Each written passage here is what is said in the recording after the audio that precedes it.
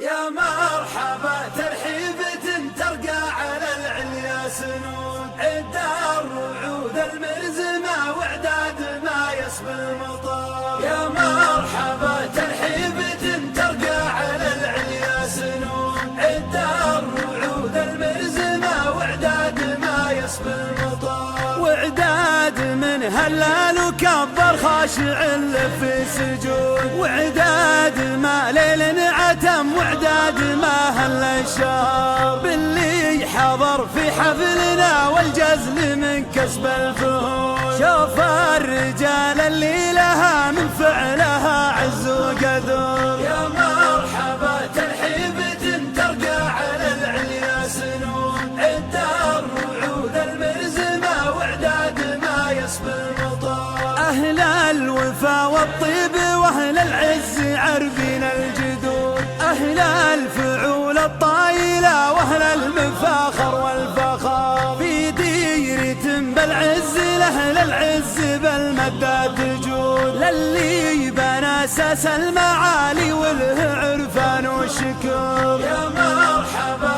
ترحيبة ترقى على العليا سنود، عد الرعود المرزمة واعداد ما يسبي المطار. روس الشيوخ اللي تحل الحبل لا صار معقول، لا ضاقت الارياب حكم الشور يشفون الصدور. لا كبرة القره وقفه وكل عسرة تهون، اما بفعل الطيب ولا سوقة الدم الحمار. يا مرحبا ترحيبة ترقى على العليا سنود، عد المواقف دول مكسبها الظفار. واليوم يا نايف تحزم للصوادر والورود، يا فزعة اللي يشتكي من ضيم ولا من فقر.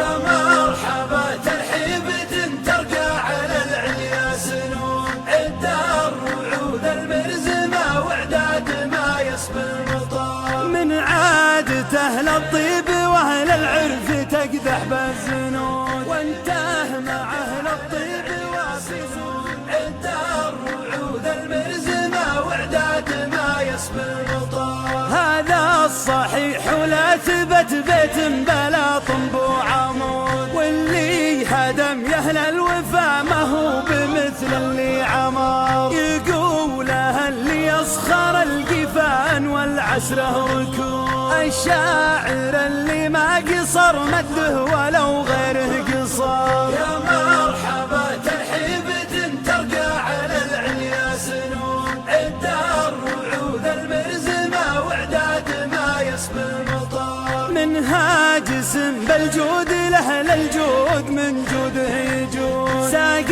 المعاني بالبيوت اللي كما صم الصخار. صلاة ربي عد من حجوا لبيت الله وفود، وعداد من سجل قدم واعداد ما بان القمر. يا مرحبا ترحيبة ترقى على العليا سنود، عد الرعود المرزمة واعداد ما يسبي المطار. على شفيع الخلق يوم الحشر من نار وقود، محمد رسول الله راعى الخلق والوجه لغار. يا مرحبا ترحيبة ترقى على العليا سنود، عد الرعود المرزمة واعداد ما يسبي المطار. يا مرحبا ترحيبة ترقى على العليا سنود، عد الرعود المرزمة واعداد ما يسبي المطار. يا مرحبا ترحيبة ترقى على العليا سنود، عد الرعود المرزمة واعداد ما يسبي المطار. واعداد من هلال وكبر خاشع في سجود، وعداد ما ليل عتم واعداد ما هل الشهر. باللي حضر في حفلنا والجزل من كسب الفهود، شوف الرجال اللي لها من فعلها عز وقدر. يا مرحبا ترحيبة ترقى على العليا سنود، عد الرعود المرزمة واعداد ما يسبي المطار. أهل الوفا والطيب واهل العز عربين الجدود، أهل الفعول الطايلة وأهل المفاخر والفخر، في ديرة بالعز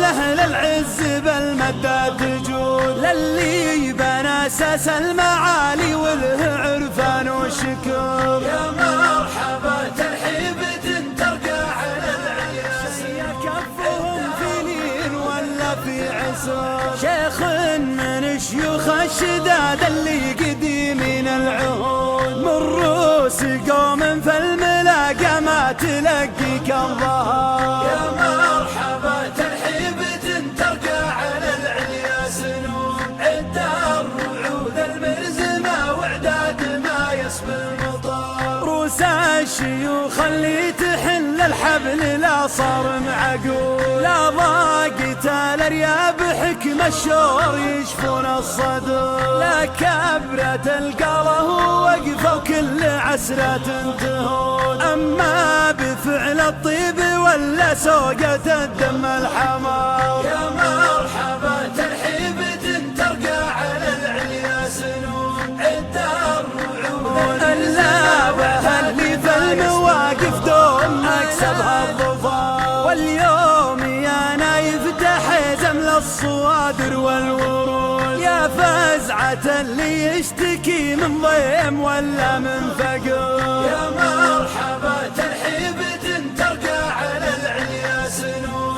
عد الرعود المرزمة واعداد ما يسبي المطر، من عادة أهل الطيب وأهل العرف تقدح بالزنون، وانتهى مع أهل الطيب وفي سر.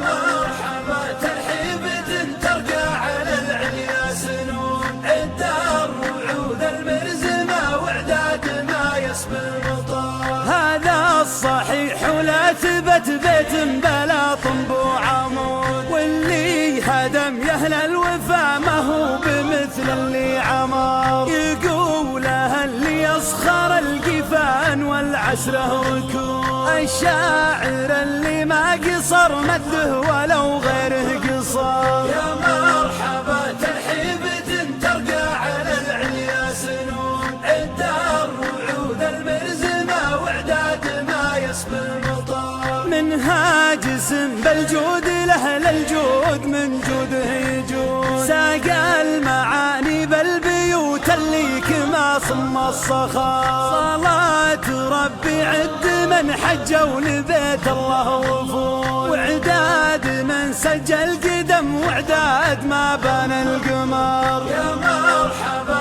ترحيبة ترقى على العليا سنون، عد الرعود المرزمة واعداد ما يسبي المطر، على شفيع الخلق يوم الحشر من نار وقود، محمد رسول الله راعى الخلق والوجه لغار. يا مرحبا ترحيبة ترقى على العليا سنون، عد الرعود المرزمة واعداد ما يسبي المطر. يا مرحبا ترحيبة ترقى على العليا سنون، عد الرعود المرزمة واعداد ما يسبي المطر. يا مرحبا ترحيبة ترقى على العليا سنون، عد الرعود المرزمة واعداد ما يسبي المطر، واعداد من هلال وكبر خاشع في سجود، واعداد ما ليل عتم واعداد ما هل الشهر، باللي حضر في حفلنا والجزل من كسب الفهود، شوف الرجال اللي لها من فعلها عز وقدر. يا مرحبا ترحيبة ترقى على العليا سنون، عد الرعود المرزمة واعداد ما يسبي المطر، أهل الوفا والطيب وأهل العز عربين الجدود، أهل الفعول الطايلة وأهل المفاخر والفخر، في ديرة بالعز لأهل العز بالمدة تجود، للي بنى أساس المعالي وله عرفان وشكر. يا مرحبا ترحيبة ترقى على العليا، أفهم في لين ولا في عسر، شيخ من شيوخ الشداد اللي قديمين العهود، من روس الظهر. يا مرحبا ترحيبة ترقى على العليا سنون، عد الرعود المرزمة واعداد ما يسبي المطر. روس الشيوخ اللي تحل الحبل لا صار معقول، لا ضاقت الارياب حكم الشور يشفون الصدور. لا كبرة القاله وقفوا كل عسرة تهون، اما بفعل الطيب ولا سوقة الدم الحمار. يا مرحبا ترحيبة ترقى على العليا سنون، عد الرعود المرزمة واعداد ما يسبي المطر.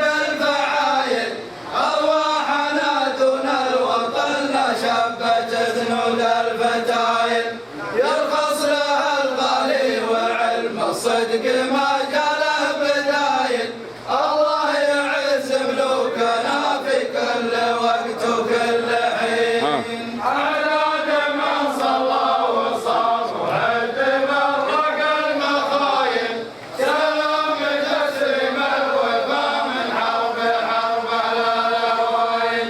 ينصبني ملك على الطرات وفينا الخصايل، ويعم تسليم الوفا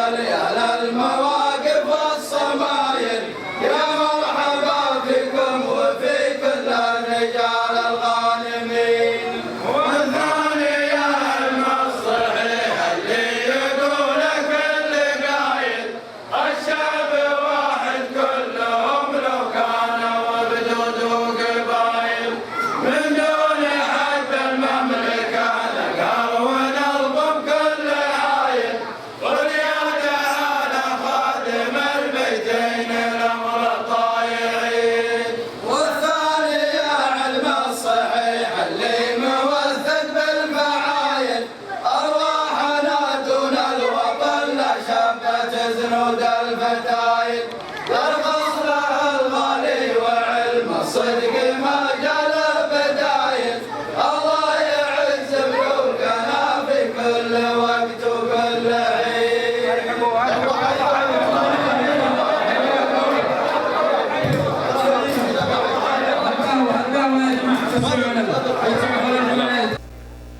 الرحيم. الحمد لله رب العالمين الذي أحسن خلق الإنسان وعدله وألهمه نور الإيمان فزينه به وجمله وعلمه البيان فقدمه به وفضله وأفاض عليه خزائن العلوم فأكمله ثم أرسل سترا من رحمته وأسبله. الحمد لله الذي عز فارتفع وذل كل شيء لعظمته وخضع. هو الأول فليس قبله شيء، وهو الآخر فليس بعده شيء. له الحمد في الأولى والآخرة، والصلاة والسلام على الهادي البشير والسراج المنير المبعوث رحمة للعالمين، نبينا وحبيبنا محمد عليه أفضل صلاة وأتم تسليم.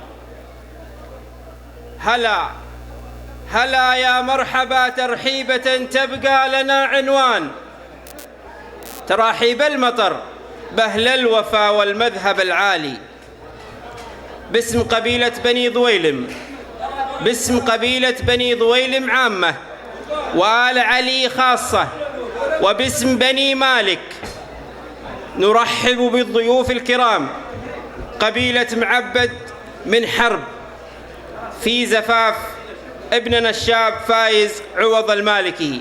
فأهلا ومرحبا بعوانينا وأرحامنا، فحياكم الله.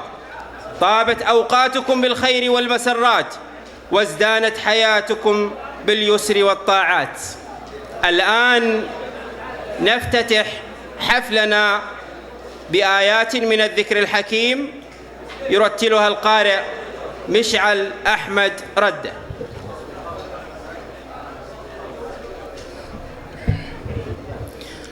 أعوذ بالله من الشيطان الرجيم.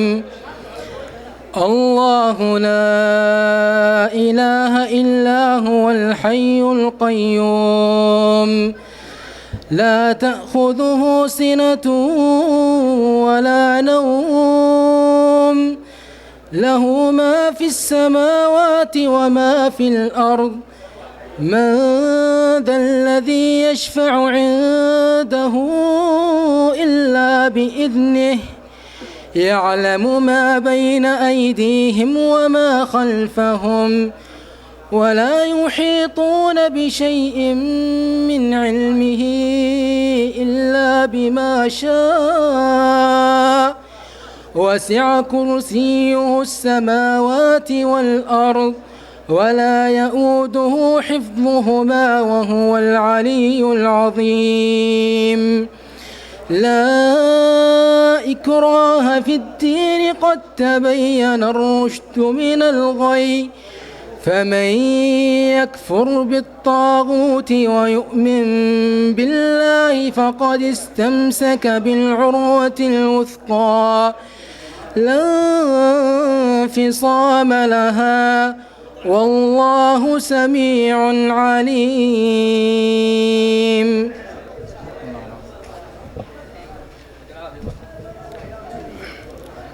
مرحبا أيها الضيوف الكرام، وأهلا وسهلا بكم. حضوركم شرف لنا ويضفي على حفلنا أنسا وسرورا. ضيوفنا الأكارم نحييكم بتحية من القلب يطيب شذاها مسكا وريحانا ويحمل في طياتها حبا ووفاء. الآن مع كلمة ترحيبية للشيخ عبد الكريم عوض المالكي، فليتفضل. السلام عليكم ورحمة الله وبركاته، حياكم الله جميعا. بسم الله الرحمن الرحيم.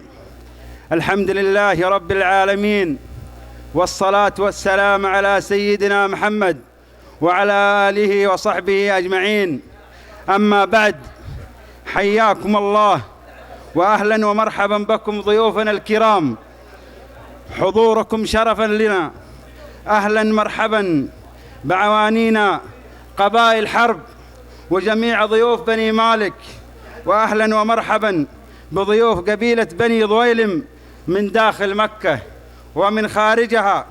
ونقدر لكم عناء السفر وتكبد المسافات من أجل المشاركة في زفاف أخي الشاب فايز عوض المالكي، ونقول له بارك الله له وبارك عليه وبارك عليهم وجمع بينهم بخير، وألف ألف مبروك.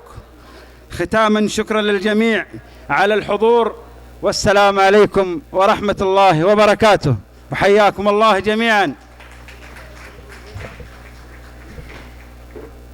هذه التراحيب قد زفت لكم طربا، وأصبح القلب يرتع في نواحيها. هذه التراحيب لا زورا ولا كذبا أقولها، ملء هذا الأفق أهديها. يعجز اللسان ويقصر البيان، ولا يدري ما يكتب البنان، ليصف الفرحة ويصف الجمع، فلا يدري أبالنثر يبتدي أم به يختتم وينتهي، ويجعل الشعر بين ذلك. ضيوفنا الكرام، الآن مع كلمة لخامس آل علي الشيخ حامد بن محمد بن عبد الرحيم المالكي، فليتفضل مشكورا. السلام عليكم ورحمة الله وبركاته. بسم الله الرحمن الرحيم. الحمد لله رب العالمين، والصلاة والسلام على أشرف الأنبياء والمرسلين نبينا محمد عليه أفضل الصلاة وأتم التسليم. أيها الجمع المبارك، ضيوفنا الكرام، السلام عليكم ورحمة الله وبركاته، وأسعد الله مساءكم بكل خير.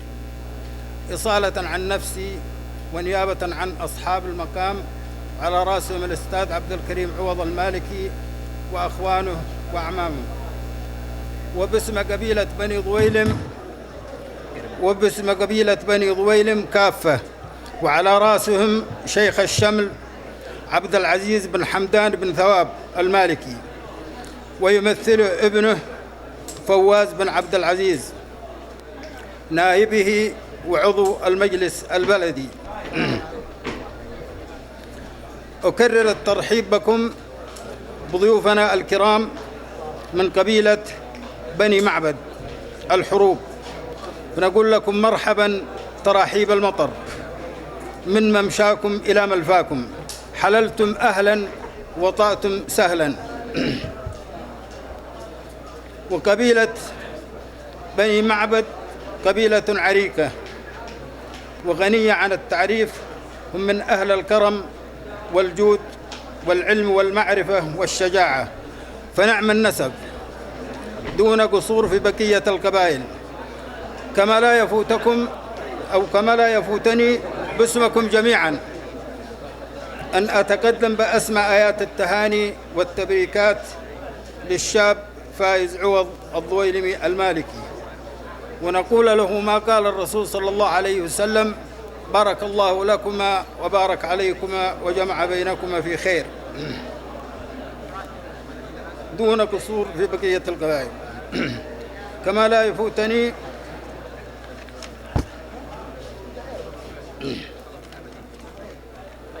أن أرحب بالضيوف الكرام وبكل من شاركنا من بعيد أو قريب، وأسأل الله أن يديم علينا نعمة الأمن والأمان والاستقرار في ظل قائد مسيرة نهضتنا المباركة سيدي خادم الحرمين الشريفين الملك سلمان بن عبد العزيز ولي عهده الأمين، ونائبه الأول الأمير نايف بن عبد العزيز، وسمو ولي عهده الأمير محمد بن سلمان وزير الدفاع. ومن هذا المنبر نجدد البيعة والولاء والسمع والطاعة لولاة أمورنا، ونقول سيروا على بركة الله ونحن معكم ورهن إشارتكم بإذن الله، ونرخص أنفسنا وأبنائنا وأموالنا في سبيل خدمة هذا الدين والمليك ثم الوطن. كما نسأل المولى عز وجل أن يوفق جنودنا البواسل المرابطين على حدود المملكة، وإن ينصرهم على عدوهم، وإن يسدد رميهم، ويتقبل شهداهم، ويشفي جرحاهم، ويرد كيد الكائدين أعداء الدين في نحورهم، إنه ولي ذلك والقادر عليه. أرحب بالجميع وأكرر الترحيب وأهلا وسهلا وحياكم الله، والسلام عليكم ورحمة الله وبركاته. تحت قيادة حكومتنا الرشيدة بقيادة خادم الحرمين الشريفين الملك سلمان بن عبد العزيز، وولي عهده الأمير محمد بن نايف، وولي العهد الأمير محمد بن سلمان حفظهم الله جميعا، وبتوجيهات شيخنا الشيخ عبد العزيز بن حمدان بن ثواب المالكي شيخ شمل قبائل بني حرب ببني مالك وعرائفه الأكارم، سنبقى دائما مخلصين لهذا الوطن. الآن مع كلمة الشيخ عبد العزيز بن حمدان المالكي شيخ شمل قبائل بني حرب ببني مالك، يلقيها نيابة عن الأستاذ فواز عبد العزيز المالكي. الحمد لله والصلاة والسلام على رسول الله سيدنا محمد وعلى آله وصحبه أجمعين، وبعد. حفلنا الكريم، ضيوفنا الكرام، السلام عليكم ورحمة الله وبركاته. أصالة عن نفسي ونيابة عن والدي الشيخ عبد العزيز بن حمدان بن ثواب، نكرر الترحيب بضيوفنا الكرام في هذه المناسبة، والتي تحتفل فيها قبيلتنا بزواج ابنها الأخ فائز بن عوض الضويلمي، ونقول له كما قال نبينا صلى الله عليه وسلم: بارك الله لهما وبارك عليهما وجمع بينهما في خير. فحللتم أهلا ونزلتم سهلا أيها الضيوف في ضيافة الأستاذ عبد الكريم بن عوض وأخوانه بيت الكرم والجود. وفي الختام نسأل الله العريس هذه الليلة زواجا مباركا وحياة سعيدة في ظل ما ننعم به، في ظل قيادة خادم الحرمين الشريفين الملك سلمان من أمن وأمان، وكذلك سمو ولي عهده الأمين وولي عهده، حفظهم الله جميعا لنا ذخرا للدين وللوطن. والسلام عليكم ورحمة الله وبركاته. شكرا للأستاذ فواز عبد العزيز.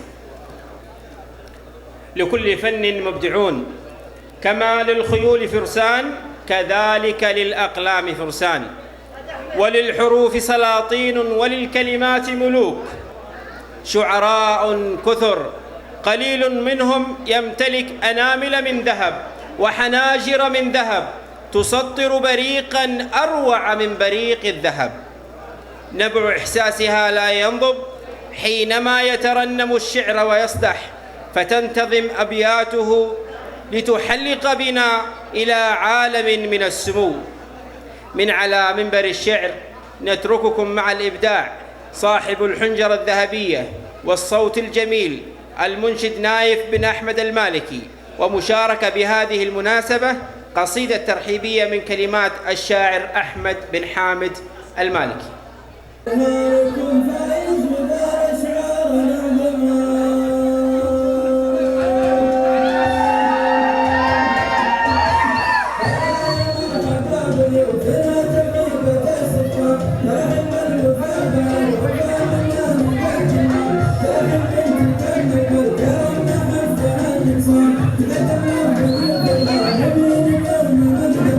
إذا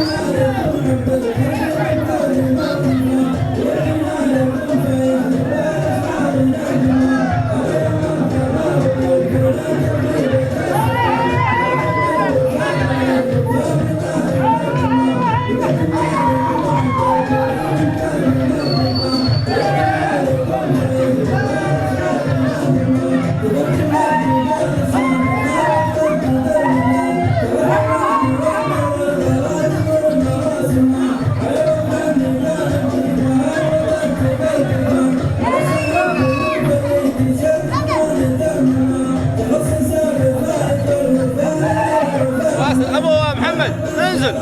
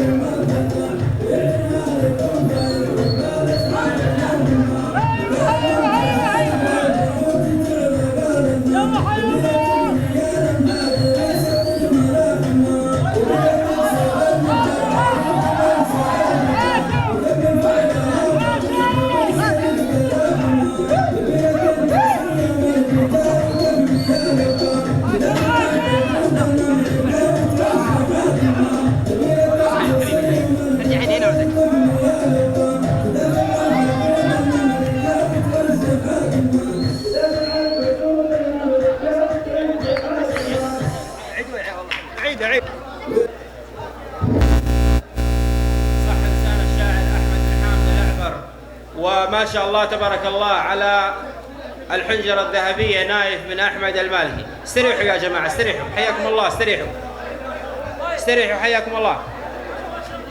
قال تعالى: ومن آياته أن خلق لكم من أنفسكم أزواجا لتسكنوا إليها وجعل بينكم مودة ورحمة.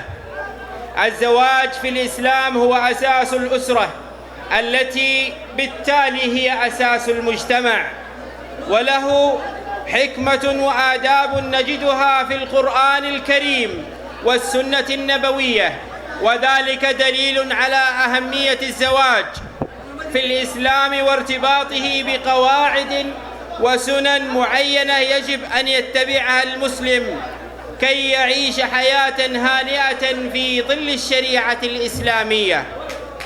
إنه أروع من الجمال، بل هو السحر الحلال، اجتماع هذه الوجوه الطاهرة في هذا المكان المبارك بإذن الله تعالى. فما أجمل الزواج الإسلامي الذي يقوم على المودة والرحمة. الآن مع كلمة لرئيس مكتب الدعوة والإرشاد وتوعية الجاليات بمركز الجائزة، الشيخ أحمد بن حامد المالكي فليتفضل مشكورا.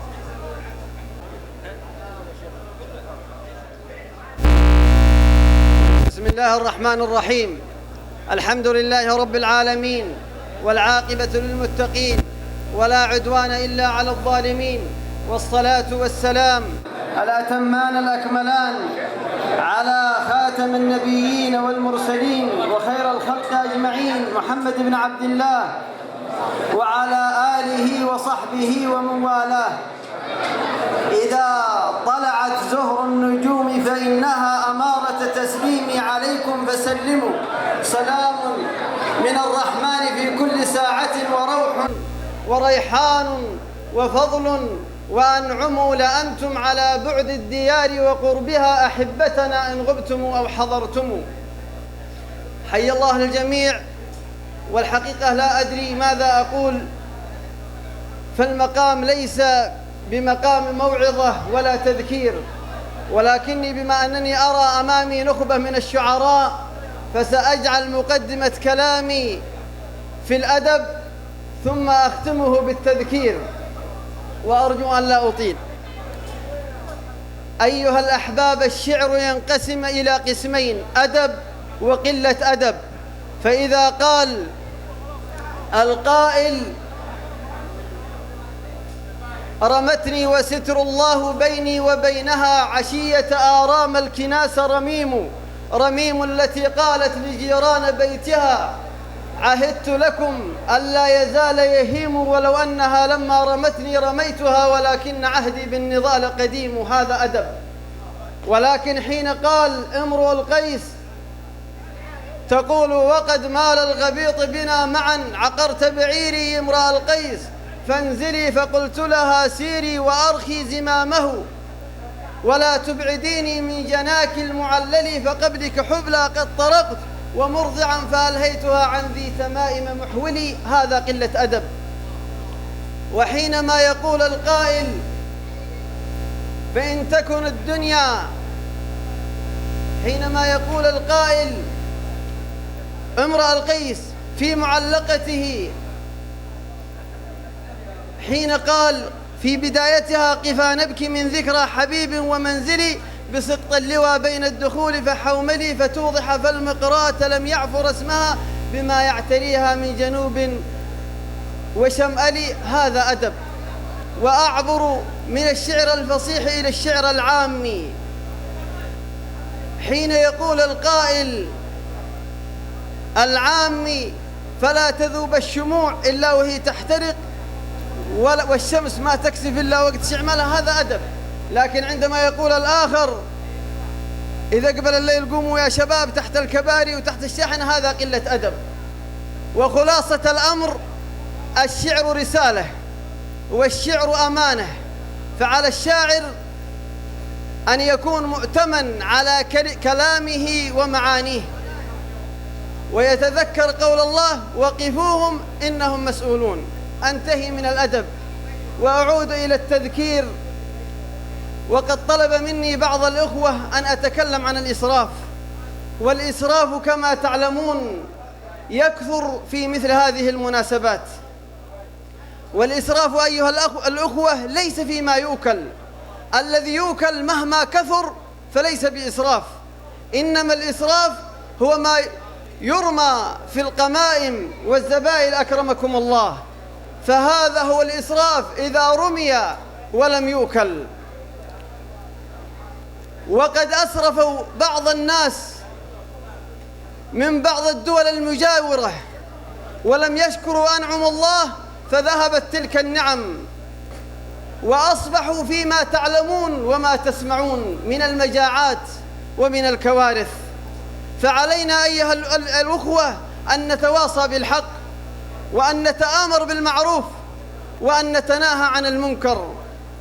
نفعني الله وإياكم بما نسمع. وأنتهي عند هذا الحد، فالوقت المقام ليس مقام موعظة، وأسأل الله يوفق الجميع. والسلام عليكم ورحمة الله وبركاته.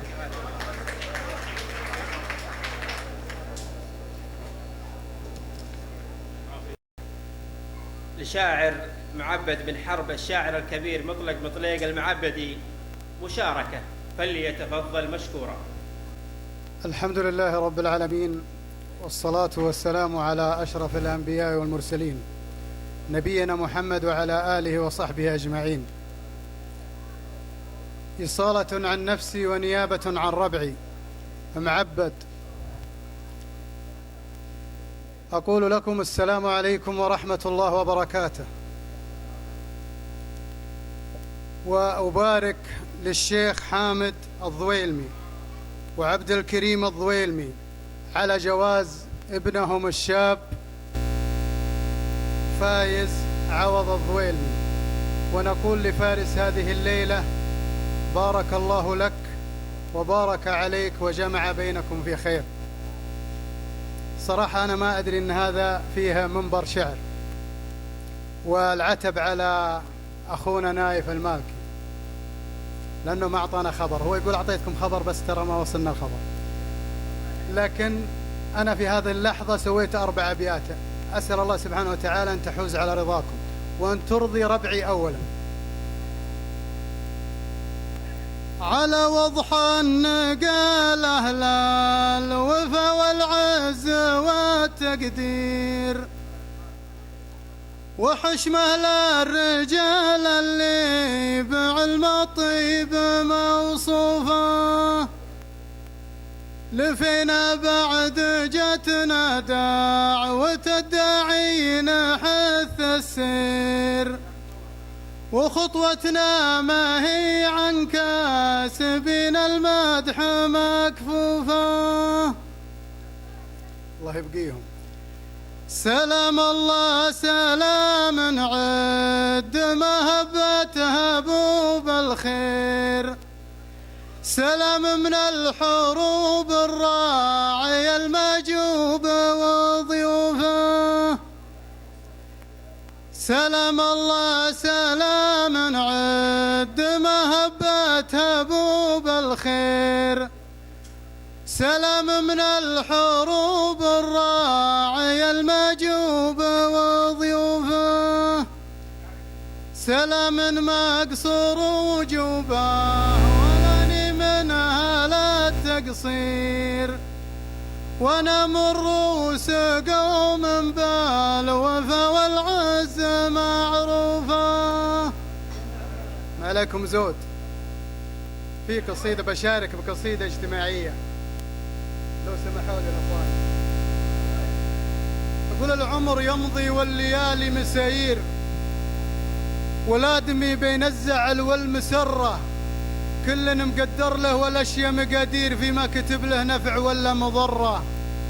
أحد له الدنيا تسوق التباشير، واحد على الدرب المعاكس الجرة، دنيا تقلب بين ورد ومصادير، على مدار الوقت حلوة ومرة، فيها يشيب الورع لو انه صغير، ومنها يشوف الرجل غبنه وحره، كم من سنافي ضيرت فيه تضيير، وكم من زعيم حطته في مغره، تركض ما حد يعرف لها من معايير، الا العليم بكون بحره وبره، والناس فيها اجناس فرد وجماهير، كل وله مع سكة العمر جره، رجل من وجيه الرجال المسافير، طلق الحجاج من يشرف مقره، شباب ضوله حسب للمخاسير، كل العلوم الغانمه ما تغره، ورجل من زحول الرجال المناعير، اللي على ما قيل لله دره،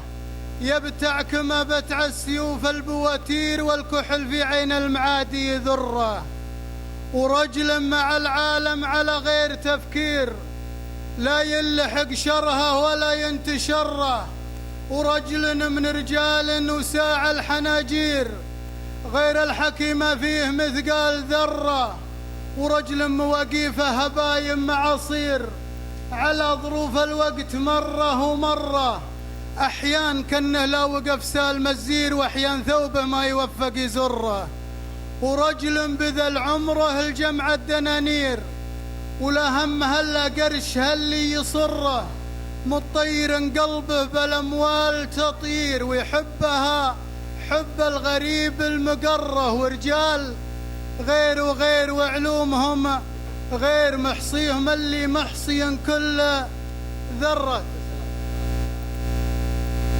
ورجال غير وغير وعلومهم غير محصيا كل ذرة. أحد على العليا يسوق التباشير، وحد علوم أهل الوفاء ما تسره، وحد خلقها الله وقود الزمهرير، وحد جنان الخلد فيها مقره، والوقت يركض والليالي مدابير، لا دايمة دنيا ولا مستقرة، والطيب اللي دون ربعه كما النير يرفع خملهم، والضعيف يبره ويدمح خطى المخطي معزه وتقدير، ويحسب شرهة من علاها يتشره، واللي ما هو موفق من الناس للخير أقل حاجة يكفي الناس شره. وسلامة طريق المعبد سارة.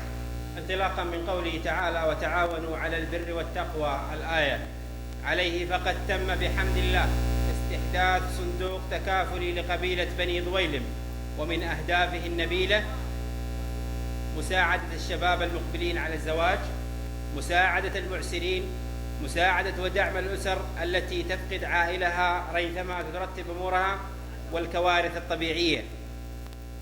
وقد ساهم هذا المشروع الخيري في عامه الأول بدعم أبناء القبيلة بمبلغ أكثر من 100,000 ريال للحالات السابق ذكرها، وذلك وفق شروط وضوابط تم الاتفاق عليها في اللائحة التنفيذية لهذا الصندوق.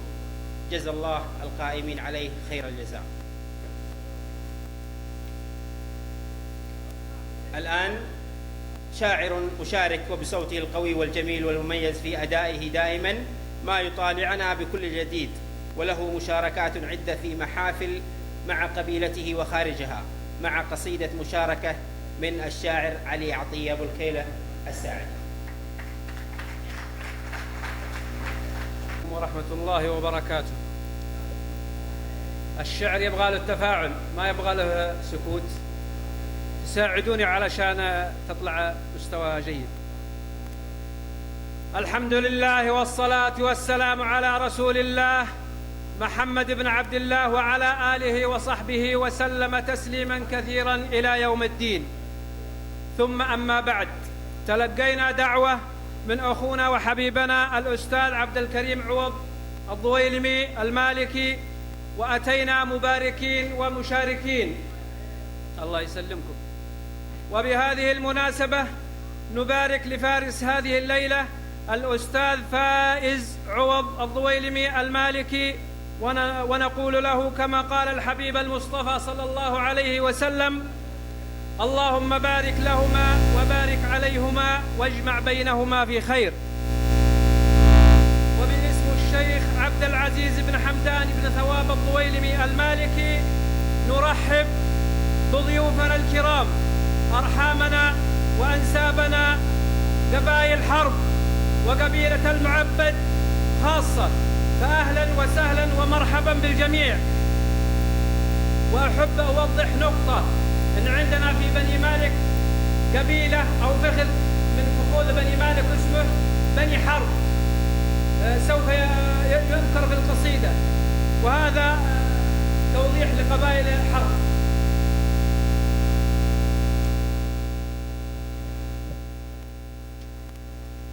القصيدة: الفرح ما يوصف الشرح الكلام، والسعادة كل السرور، والليالي بدرها يجلى الظلام، والخواطر تختلج بهجة ونور. هذا حال الشعر يغشاه الانسجام، ينثر الإبداع ما بين السطور. يا حروف الشعر صفي بانتظام، وانسجي بالكافية باقت السهور. قدميها بالفرح والابتسام، ابننا فايز عوض بدر البدور. وبعدها تبكي تحية واحترام، لحنها يسجع مع صوت جهور. قدميها بأوليات النظام، اسم منهم قدمونا بالظهور.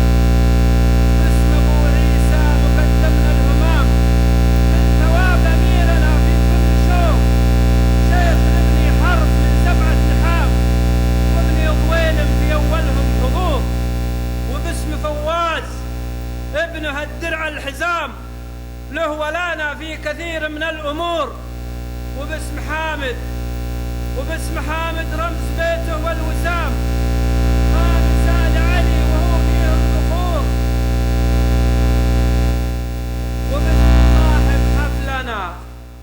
وباسم صاحب حفلنا نسل العظام بن عوض عبد الكريم أثلج صدور. وباسم دعوى المالكي وحدة وئام منتهم ولا حجز نفس الشعور. مرحبا مليار باسم أهل المقام بالنيابة والشعر مد الجسور. يا المعابيد أنتم الصف الأمام بالنيابة يا المعابيد أنتم الصف الأمام. مرحبا مليار ما فيها كسور. اسمكم معروف في كل الأنام حرب رمز العز وافينا الشبور.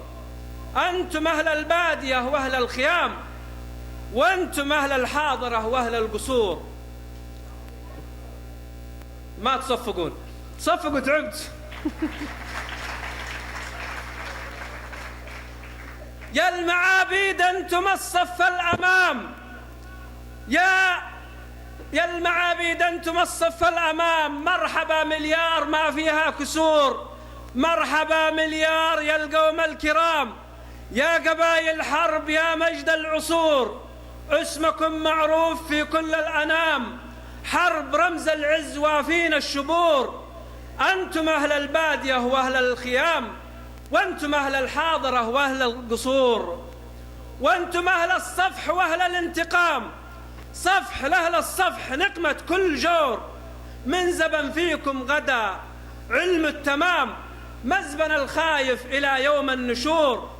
والقصايد تعتبر نقطة نظام تكفي المرسول في رحلة عبور. يا بني ضويلم لكم مني سلام ندفع بالتهنئة والرضور. علامتي له السلام آل ساعد عزبة الكهف الكسور. عليكم الجود والعافية جميعا. يا بني ضويلم لكم مني سلام ندفع بالتهنئة والرضور.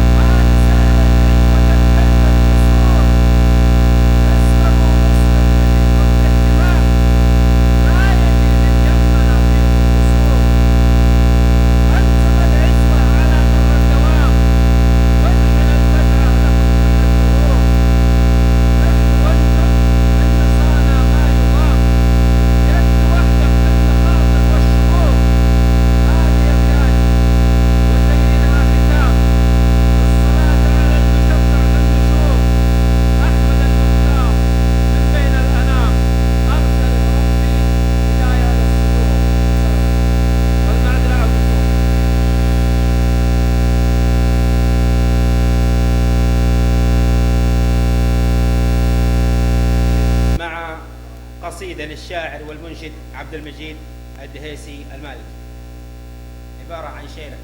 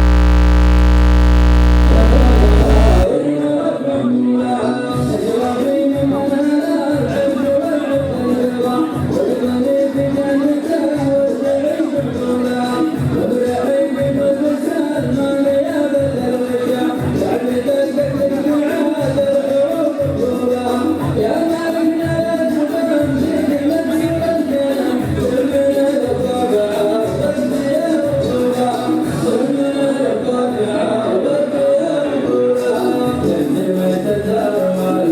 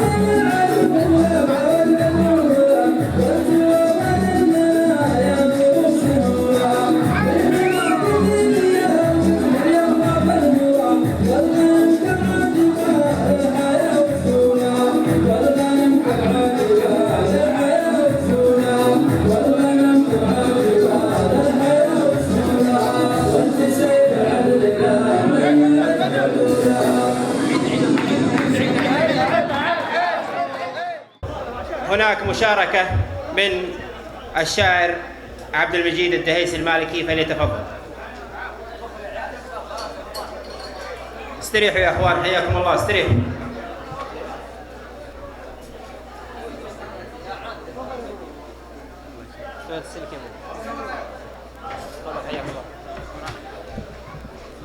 بسم الله الرحمن الرحيم. السلام عليكم ورحمة الله وبركاته. نقول للعريس بارك الله لهما وبارك عليهما وجمع بينهما في خير، ونرحب بعوانينا من قبائل الحرب، مرحبا تراحيب السيل عند بني مالك، الله يحييكم. هذه كلمات كتبتها على عجالة محبة في المشاركة في هذا المحفل.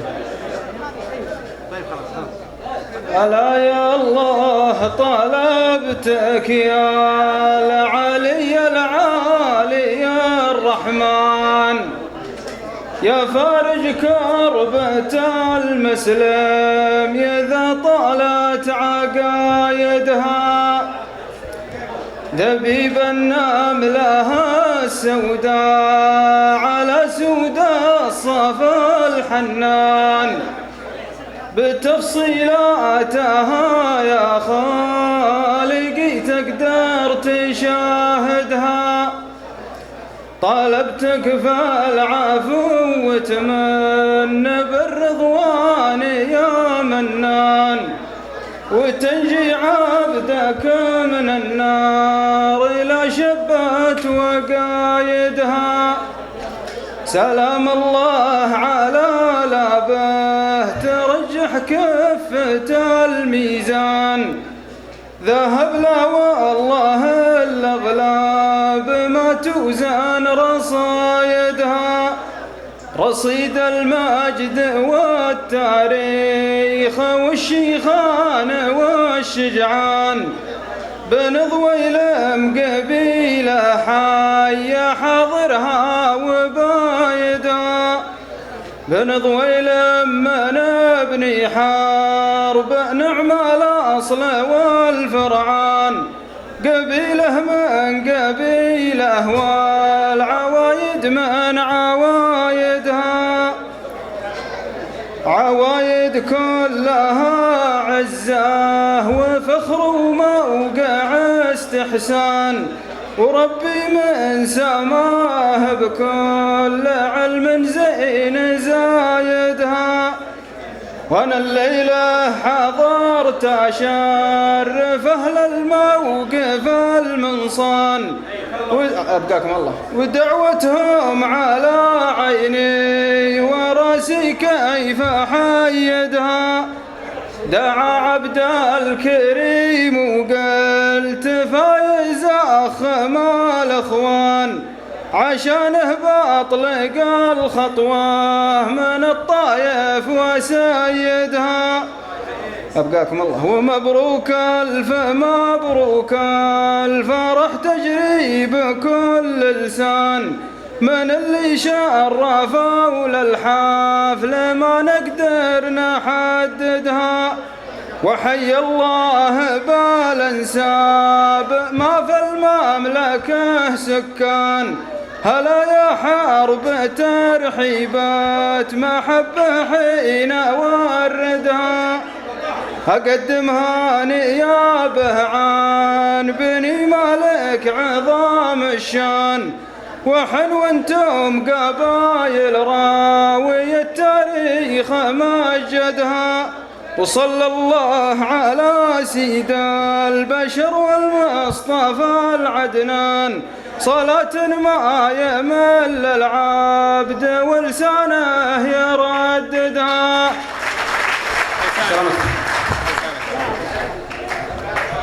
صح لسانك، بيض الله وجهك. سوف يكون هناك توزيع هدايا تذكارية بعد تناول طعام العشاء إن شاء الله، وبعد تناول طعام العشاء هناك أمسية شعرية يحييها الشعراء.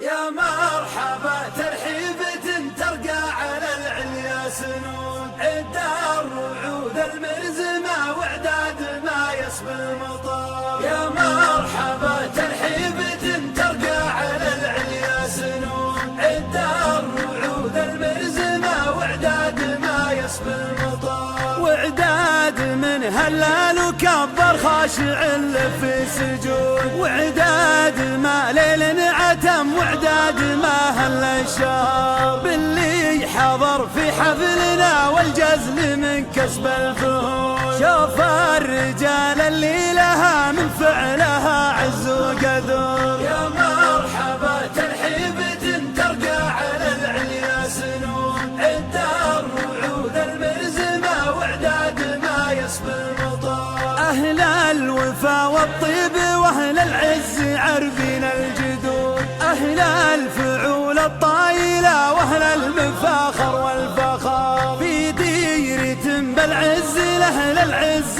بالمدة تجود، للي بنى أساس المعالي وله عرفان وشكر. يا مرحبا ترحيبة ترقى على العليا سنون، الدار وعود المرزمة وعداد ما يسبي المطار. روس الشيوخ اللي تحل الحبل لا صار معقول، لا ضاقت الارياب حكم الشور يشفون الصدور، لا كبرة القره وقفه وكل عسرة تهون، اما بفعل الطيب ولا سوقة الدم الحمار. يا مرحبا ترحيبة ترقى على العليا سنون، الدار المواقف دول مكسبها الظفار، واليوم يا نايف تحزم للصوادر والورود، يا فزعة اللي يشتكي من ضيم ولا من فقر. يا مرحبا